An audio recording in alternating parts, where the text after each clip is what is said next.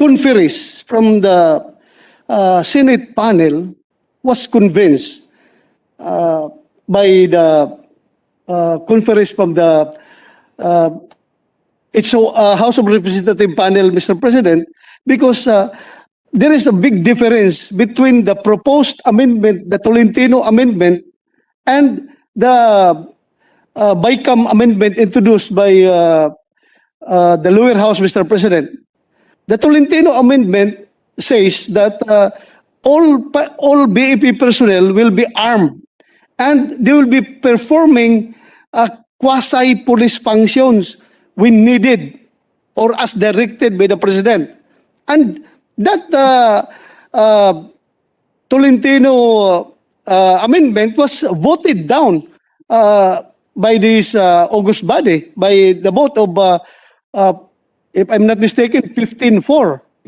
But the BICAM amendment, Mr. President, is very different. It is only limited to it is the creation of the Security Protection and Security Unit composed of 7 persons per city per station and per regional offices, Mr. President. And their function is not quasi-police functions, but they will function only to protect their comrades while performing fire suppression operations, hazmat operations, or fire investigation operations. Dahil, Mr. President, maraming instances na po, yan ang reklamo ng ating mga bumbero na during fire incidents, inaagaw yung kanilang hose.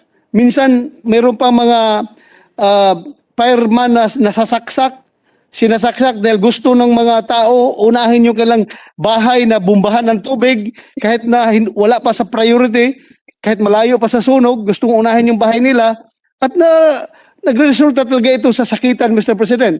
So, kung magkakaroon ng protection yung ating mga firefighters, they can perform their jobs properly. Dahil kung alam na ng mga tao na mayroong security itong mga firefighters natin, then that could be a deterrent, Mr. President.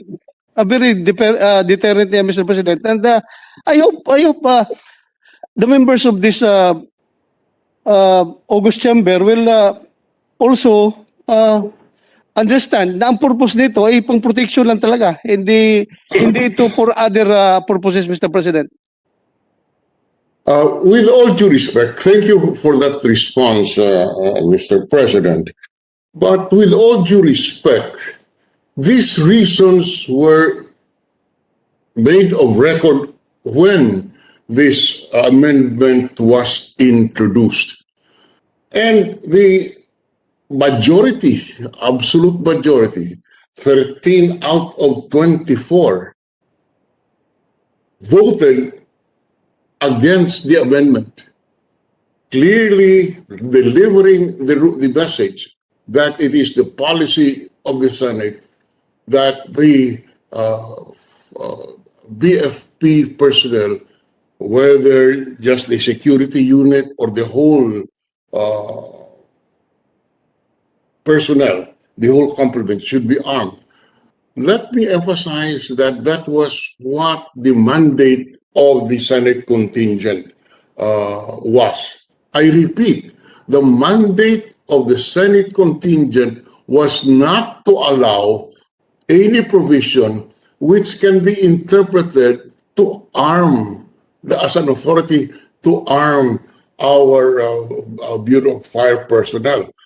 Yeah, these reasons cited by the good sponsor were explained and debated upon extensively during when the amendment was introduced. And after hearing all of this, it was the collective judgment of the Senate, acting through the 13 senators, that it should not be allowed. Now, Mr. President and my distinguished colleagues, this is something that we must look at carefully, because we all know that under the rules, under the rules, our contingent to the bicameral conference committee is to push for the Senate version to be adopted. I repeat, Mr. President, I repeat that for emphasis. The mandate of the Senate contingent to the bicameral conference committee is to convince the other panel that our version should be adopted, because that is the mandate of the Senate contingent. It is very dangerous, Mr. President, if we allow our Senate contingent to go against the policy adopted by the Senate, as shown by the adoption of the vote. Because let me cite an example. Suppose, Mr. President, 13 senators would vote against the imposition of a death penalty for heinous crimes. I repeat, if 13 senators will vote that against a death penalty for heinous crimes and only allow life imprisonment, are we saying, Mr. President, that the Senate contingent can reverse this position and policy of the Senate as an institution and substitute its own judgment that the death penalty should be imposed? Obviously, the answer should be no.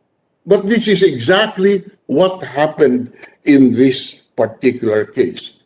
I repeat, 13 senators voted against any authority to use funds for the purpose of purchasing firearms.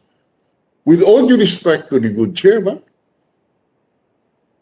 the Senate contingent disregarded this mandate and this judgment and substituted their own judgment, which is totally contrary to the Senate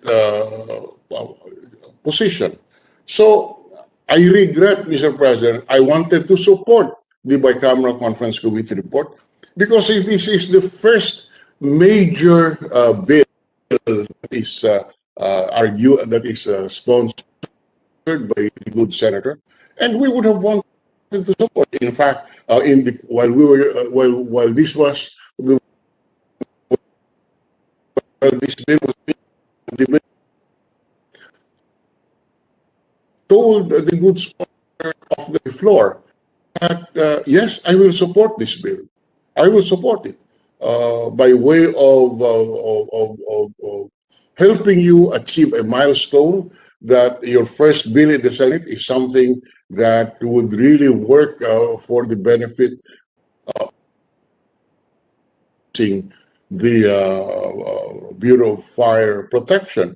But also, we made clear that the mandate excludes specifically the authority to purchase firearms.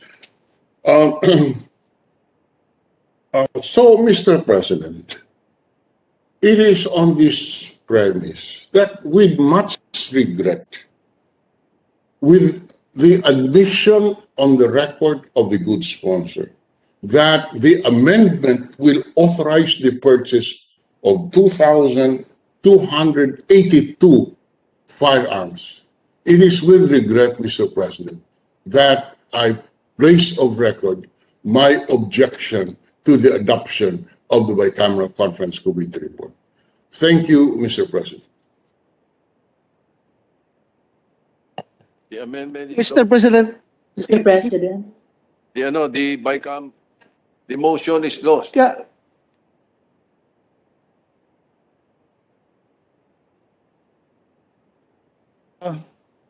With the permission of our colleagues, may I ask for a 1-minute suspension, Mr. President?